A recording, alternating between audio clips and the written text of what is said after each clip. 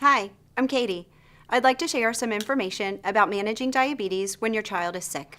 Taking care of a sick child is never easy, and when your child has type 1 diabetes, there are additional things you need to do to make sure they stay safe. It's important to know that being sick can cause both high and low glucose levels. The effects can vary from person to person. Most often, you will notice that glucose levels initially rise when your child is ill. A diminished appetite and vomiting can cause glucose levels to fall. So what should you do? Remember, your child still needs insulin. As a general rule, you should give your child the prescribed insulin dose. You will need to check blood glucose levels more frequently, every 2 to 4 hours, to better understand the effect of the illness. Even if your child is vomiting, you should never stop giving your child insulin. If you stop giving insulin, your child will develop ketones.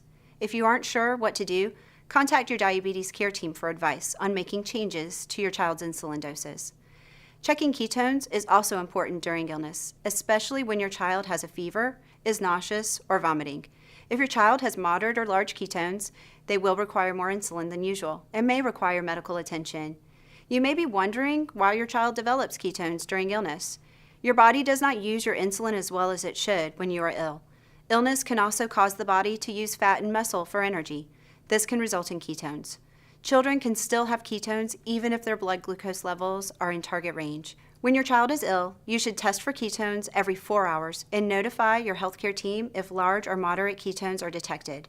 If your child is able, encourage them to drink fluids to prevent dehydration and ketoacidosis. Often, when your child is sick, they may not feel like eating or drinking. Encourage them to take small, frequent sips to stay hydrated. If your child is experiencing lows, you can offer sips of Gatorade, Powerade, juice, non-diet soda, or a popsicle. You can add extra sugar to the drinks so they do not have to drink as much to keep their blood glucose level up. If glucose levels are in range, they can drink the fluids I just mentioned. In addition, encourage them to eat at least 15 grams of carbohydrates. Jell-O, toast, or half of a banana are good options. If blood glucose levels are high, stick to sugar-free or diet options and consume small amounts of food until blood glucose levels decrease. Finally, don't go it alone. If the current insulin doses do not seem to be working, call the diabetes care team. If your child is throwing up, has diarrhea, or has moderate or large ketones, call.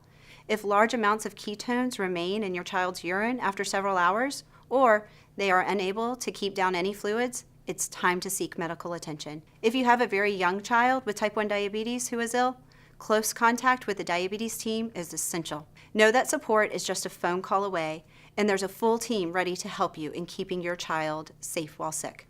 For information on ketones or blood glucose management, click on the links on the website. Thanks for listening.